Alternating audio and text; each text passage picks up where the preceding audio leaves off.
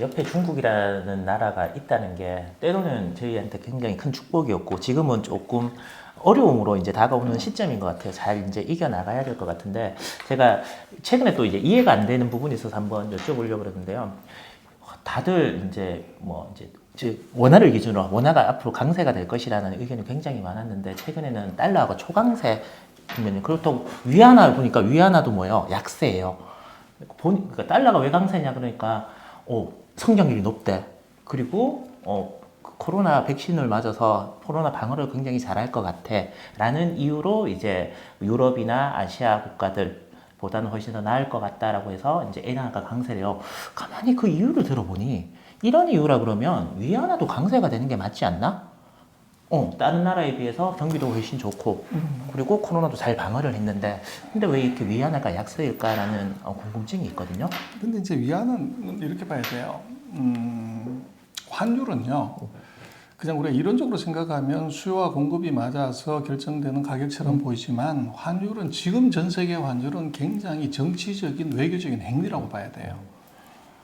그게 이제 중요하고 지금 중국만 얘기를 하자면 중국은 이 환율이 우리처럼 자유변동 환율이 아니에요. 시장에서 달러를 사려고 하는 사람하고 팔려고 하는 사람이 서로 맞추는 게 아니고 복수통화 바스켓 제도라는 그 크롤링 시스템을 운영을 해요. 그래서 이게 뭐냐면 중국이 거래를 많이 하는 22개 나라의 통화를 바켓스 안에 집어넣고 섞는 거예요.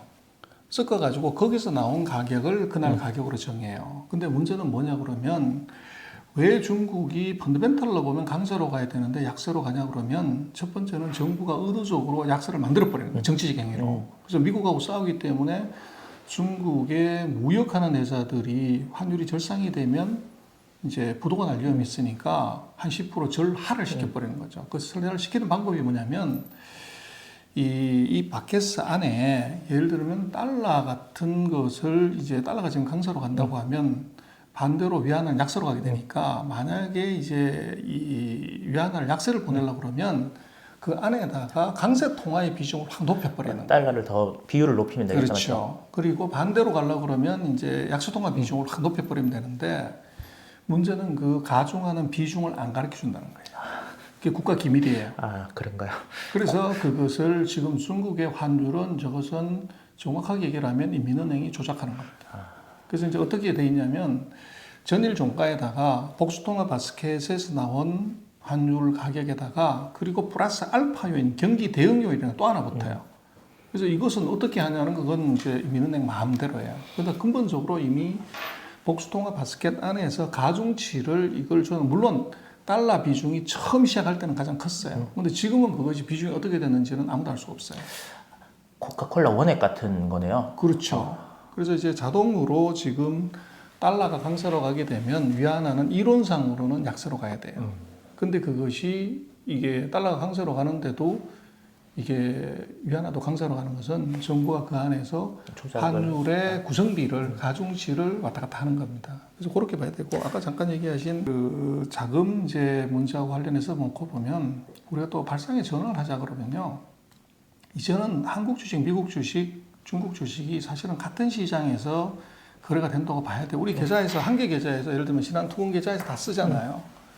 그래서 이제 우리가 무슨 생각을 할 수 있냐 그러면 아까 이제 홍콩 주식, AH 주식을 아비트리지 하듯이 사실은 한국의 반도체 회사하고 미국의 반도체 회사하고 중국의 반도체 회사를 서로 아비트리지를 할 수도 있어요. 그래서 그게 한국이 고평가되면 한국을 외국인이 계속 팔면 같이 팔아버리고 반도체 포션을 우리 포트폴리오를 중국이나 미국을 사는 거죠. 한국의 소비재가 이게 약하면 소비가 가장 강한 중국의 소비재 비중을 높여버리는 거죠. 그럼 한국의 소비 비중이 낮추고요. 지금 뭐 이게 핸드폰에서 언제든지 거래가 가능하잖아요. 그래서 이제 시장을 각각의 별개로 놓고 봐가지고 이제 그걸 이제 페어 트레이딩이라고 그러죠. 짝을 지어서 서로 트레이딩을 하는 그런 메커니즘을 생각을 하면은 오히려 이제 또 기회도 많고 조금 쉽을 수도 있어요.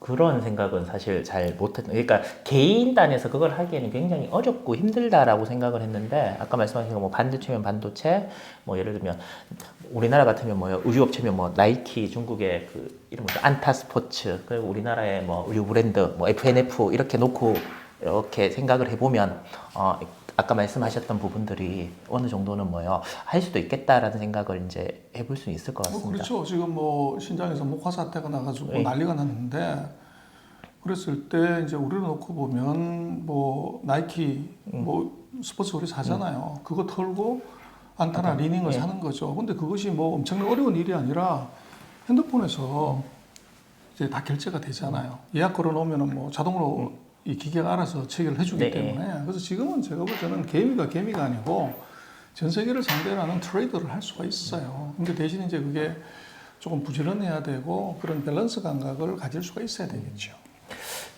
최근에 우리나라 증시가 좀 오르더라도 중국 증시가 개장을 하면 거기에 연동되는 경향이 굉장히 많은데 이런 현상은 앞으로도 계속될 개연성이 많은 거죠. 그래서 그것도 이제 우리는 보면 증시가 뭐 중국하고 많이 연동이 된다, 환율도 이제 중국하고 많이 연동이 된다 그렇게 많이 얘기를 하세요. 네.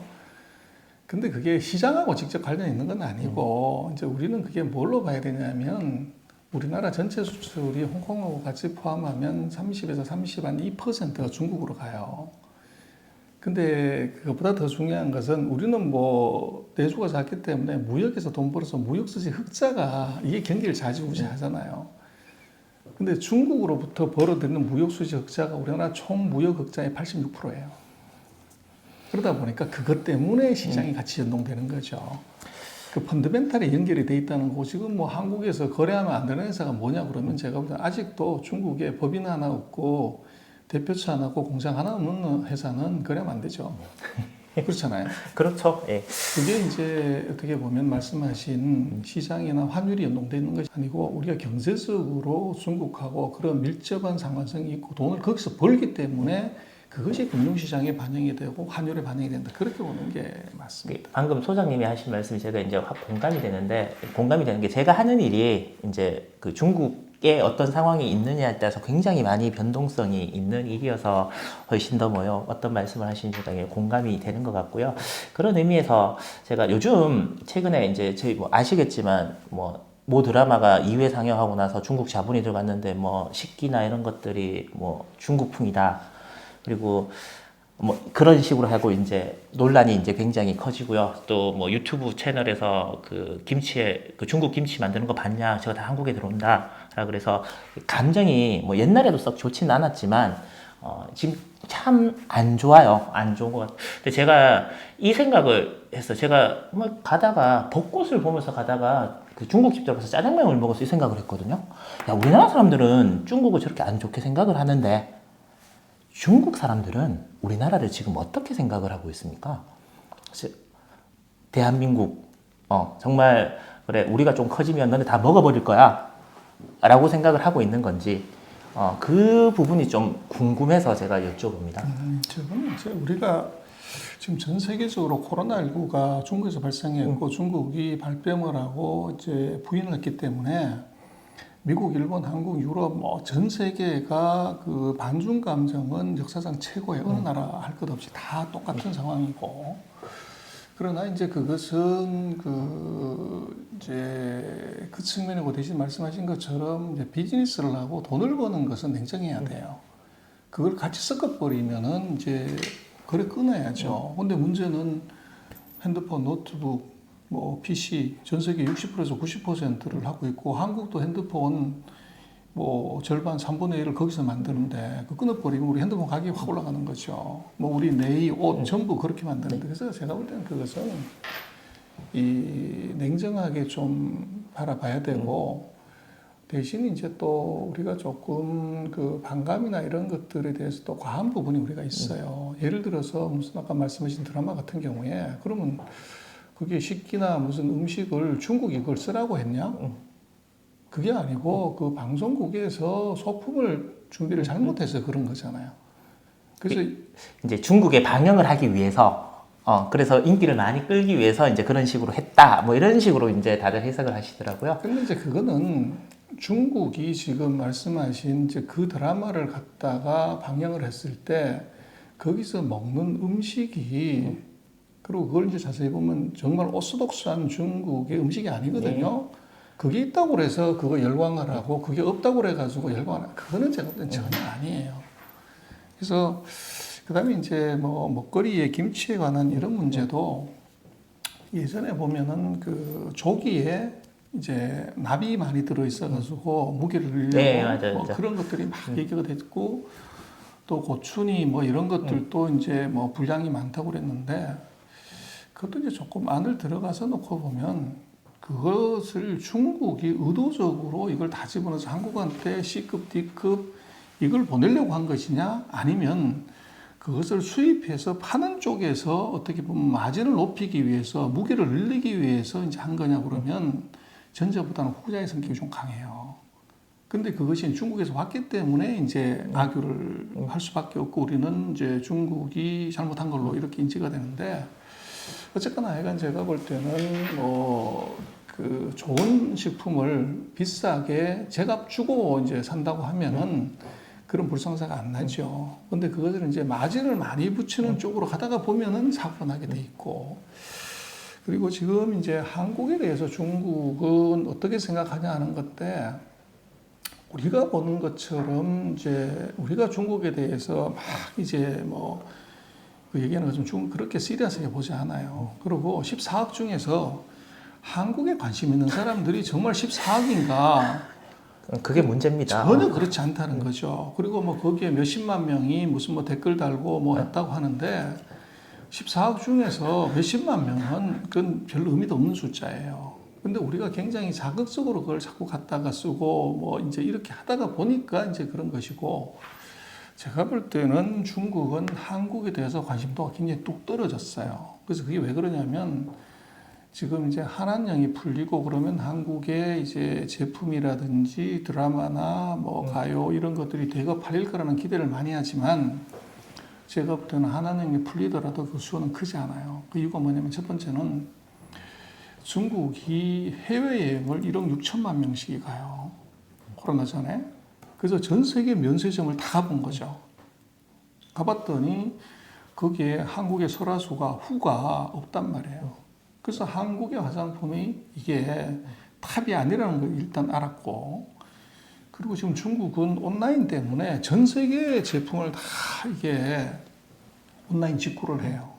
그러면서 전 세계 제품을 지금 다 보게 된 거죠. 상대적인 비교를 하다가 보니까 한국의 예를 들면 화장품이 탑클래스냐? 그게 아니라는 걸 알아버렸다는 거죠. 확 찔립니다. 그래서 그게 이제 하나가 있고, 그 다음에는 이제 우리가 좀 봐야 되는 것은 최근 4년 사이에 중국이 전 세계 드라마, 뭐 이제 애니메이션 이것들을 우리 것을 문 닫아 놓는 사이에 이걸 다 봤다는 거죠. 보면서 이제 한국 제품들을 같이 비교를 해봤더니 이게 과연 최고로 재미있는 것이었냐? 아니면 아무것도 못 들어왔을 때 이것이 이제 들어온 것? 그리고 자기네하고 굉장히 정서가 비슷한 나라의 제품이었기 때문에 거기에 열광한 거냐? 그렇게 보면 전자보다 후자가 강했다는 거죠. 근데 지금은 이것이 전 세계하고 다 네트워크인데 전 세계 컨텐츠를 다 보기 때문에 한국적인 거, 한류 여기에 관심도가 뚝 떨어졌다는 거예요. 그래서 그거를 조금 우리가 냉정하게 이제 봐야 되는데 그게 우리가 좀 약한 것 같고 또 중국이 지금 보면 이번 양회의 때 보면 두 가지 현상이 나타나는데 그 외교부가 그 왕이 외교부장이 이제 기자회견을 해요. 금년에 우리는 외교를 어떻게 하겠다고 그럴 때 전 세계 이제 기자들이 다 와서 질문을 하는데 거기서 이제 이 지명을 하는 거죠. 기자들, 외신 기자들을. 근데 거기에 이제 지명을 하는 기자가 보면 중국이 외교에 관심을 갖는 나라 중심으로 지정을 해요. 10개인가 7개인가를 그 기자들이 질문을 했는데 거기에 한국 기자는 없었어요. 예. 그 얘기는 무슨 얘기냐면 중국의 외교의 우선순위 중에서 한국이 들어있지 않다는 거예요. 그리고 이 양회의 마지막 날 리커창 총리가 전 세계 기자들을 상대로 해서 또 기자회견을 해요. 근데 거기에 이제 질문권을 줘요. 13명이 질문을 했고 그 중에서 7명인가 8명인가가 외국인 기자가 질문을 했는데 한국 기자는 거기에 지명권을 얻지 못했어요. 근데 그것은 랜덤하게 하는 것 같지만 이미 각본이 있어요. 그게. 그래서 그렇게 놓고 보면 지금 2021년에 우리는 뭐 중국에 대해서 여러 가지 얘기를 하고 하지만 중국이 한국에 대한 관심도는 굉장히 떨어져 있다는 것을 그걸 알 수 있고 제가 볼 때 오히려 지금 중국은 한국보다는 일본의 신경을 굉장히 많이 써요. 그래서 왕이 외교부장의 회견 때도 보면 세 번째로 일본이 네 번째로가 질문을 했고 리커창 총리의 기자회견에서도 세 번째인가 일본 기자가 질문을 했었어요. 그래서 그렇게 놓고 보면 그리고 더 재미있는 드라마틱한 것은 그 총리가 회견을 하는데 동시 통역을 해요. 그래서 지금까지는 5개 언어를 갖고 통역을 하는데 이번에 애나운서는 1개 언어를 더 추가하겠다. 근데 그게 일본어였어요. 그래서 그게 이제 중국이 지금 한국보다는 일본에 대해서 더 웨이트를 두고 신경을 쓰고 있다. 그걸 알 수가 있죠. 자세히 관찰을 해보면. 우리만 혼자 막 이렇게 열받아갖고 막 그랬던 상황인 것 같아서 조금 근데 제가 볼 때는 그렇게 볼 사안은 아니고요. 오히려 저는 이게 좋은 기회라고 보는 것이 중국이 지금 외교 정책 여기에서 한국을 이제 뭐 뺐다고 그럴까? 좀 관심을 좀 뒤로. 거예요. 근데 이렇게 되는 것은 무슨 의미냐고 그러면 지금 미중의 전쟁터가 이게 남사군도 이 지역이 아니고 인도양하고 태평양으로 아프리카로 넘어갔다는 거예요. 그러다 보니까 이 지정학적으로 놓고 보면 한국은 이게 한국, 일본, 타이완, 필리핀, 인도네시아를 엮는 요 네 해였을 때는 한국이 굉장히 중요한 포지션을 가졌었어요. 근데 이것이 지금 인도양하고 태평양하고 인도양하고 아프리카로 가버리면 이것은 미국은 뭐를 막아야 되냐면 인도하고 호주하고 이제 이 일본하고를 엮는 큰 그물로 이걸 막아야 돼요. 그러다 보니까 그 그물 안에는 한국 빠져 있는 거죠. 그래서 제가 볼 때는 중국은 한국에 대해서 지금 관심도를 떨어뜨린 것이고 이게 좋은 점은 뭐냐 그러면 이 동맹에서 또는 그 관심사가 약간 멀어지게 되면 외교적인 제재를 받을 가능성이 없어져요. 사드 같은 사태가 나타날 가능성이 적고 오히려 제가 볼 때는 그것은 지금 타이완이 거기에 해당이 될 가능성이 높아요. 그렇게 되는 반면에 지금 이제 바이든 대통령이 그 중국을 동맹으로 공격하자고 얘기를 하는데 뭐 같이 동맹하자고 그러는데 대표적으로 나온 게 쿼드예요. 그래서 인도하고 일본하고 호주하고 미국이 같이 공격하자고 하는데 거기에 한국이 빠져 있던 것이 우리는 이제 한국이 이류 동맹 아니냐 뭐 이런 얘기를 하지만 그건 아까 말씀드린 것처럼 전쟁터가 이게 한국을 중심으로 한 요 지역대에서 이쪽으로 확 넘어갔기 때문에 우리가 전쟁에서 사실은 빠져준 거고 대신 동맹을 해도 문제는 동맹을 한 그 나라들이 가서 동맹을 해서 뭐 얻는 게 있어야 동맹이 적극적으로 참여를 하잖아요. 근데 그 얻는 것은 경제적으로 뭔가를 해야 돼요. 근데 바이든이 같이 해서 중국을 막자고만 얘기를 했지 그 돈을 버는 것은 얘기한 적이 없어요. 그러다가 한 2주일 전인가요? 바이든이 얘기했어요. 반도체, 배터리, 히토류, 바이오. 이 네 군데서 동맹을 통해서 중국을 포위해서 이제 못 오르자는 얘기를 했다고요. 근데 거기서 제가 볼 때는 한국은 외교 동맹에서는 빠져서 오히려 경제 동맹에서는 반도체에서는 우리가 한 30 몇 퍼센트 포진을 갖고 있고 배터리도 30 몇 퍼센트 포진을 갖고 있어요. 그래서 지금 미국이 생각하는 네 가지 동맹 중에서 제일 중요한 배터리하고 반도체에서는 한국을 빼게 되면 구멍이 크게 나게 돼 있어요. 오히려 한국이 더 중요한 의미를 갖게 되고 아마 이번에도 보면 그 왕이 외교부장이 그 샤먼에서 우리 외교부장하고 같이 회담을 해요. 근데 그 회담을 그 뭐 발표문을 안 냈다고 그래가지고 여러 가지 얘기가 있지만 중국으로서는 이게 외교적으로서는 관심도가 떨어지지만 경제적으로는 오히려 더 한국하고 이 타협을 해야만이 되는 그런 과정이 있는 것 같아요. 그래서 오히려 제가 볼 때는 경제적으로는 아마도 중국이 한국에 더 많은 이제 유혹을 한다고 그럴까? 그리고 과거와 달리 굉장히 유화적인 자세로 협력하자 뭐 이런 식의 이제 이 전략으로 나올 가능성이 높아 보여요. 그래서 외교적으로는 조금 약화되지만 경제적으로 한국의 입지는 제가 볼 때는 훨씬 더 커질 수가 있고 그걸 이제 우리가 어떻게 잘 활용하냐 그게 중요할 것 같아요. 그러니까 반도체 얘기 잠깐 나와서 오늘 마지막 질문으로 네. 제가 그 진짜 반도체 전문가분을 모시고 안 여쭤볼 수가 없어갖고요. 그냥 그러니까 매그너칩 반도체라고 저는 사실 처음 들어봤는데 이 반도체가 미국 회사이고 지금 공장이 한국에 있는 것 같던데 이걸 중국에서 샀다라고 그래서 팔면 안 된다 뭐 이렇게 이제 청원이 막 들어가고 이렇게 얘기를 이제 하더라고요. 이 반도체 회사가 그렇게 중요하고 그런 회사인지 또 이제 뭐 우리나라 반도체는 굉장히 잘하고 있지만 그 소장님이 보시기에 정말 뭐 삼성이 삼성이 그 설계도 그려주면 잘 만들어줄 수 있는지 D램 그런 메모리 반도체 말고 비메모리 반도체 선생님 보시기에는 어떠신지 그래서 이제 반도체 전반에 관한 이야기를 마지막으로 한번 질문 던지고 그 메가나칩은 옛날 현대에 이제 그 아마 어셈블리 하는 회사일 거예요. 그래서 현대가 망하고 나서 이제 분사한 회사 정도고 그래서 그것은 이제 그 회사를 뜯어가지고 중국으로 간다는 것이 아니라 지분 투자를 한다는 것이죠. 그리고 지금 이제 그 어셈블리 하는 회사는 중국에 그 어셈블리 하는 회사가 세계적인 회사들이 있어요. 중국이 이미 어셈블리 하는 데서는 뭐 세계 1등이에요. 그렇기 때문에 지금 한국의 기업들이 뭐 어셈블리 사이드에서 기술이 유출을 된다 그런 거는 이제 큰 위험은 아니다. 아니고 또 이제 자본 같은 경우도 마찬가지지만 상대적으로 이제 팹을 하거나 디자인을 하는 것은 고부가 가치지만 어셈블리 하는 것은 그것은 이제 인건비가 많이 들어가는 부가가치가 떨어져요. 이제 거기에 이제 외자를 유치를 해서 거기서 뭔가를 이제 더 업그레이드를 시킨다. 그래서 그것은 의미가 있는 거고 그 돈이 이제 중국이다 하는 거죠. 근데 그 중국 회사가 예를 들면 SMIC다. 예를 들면 화홍반도체다. 그러면 문제가 되는데 그게 이제 그 캐피탈 인베스트먼트 하는 쪽이라는 거죠.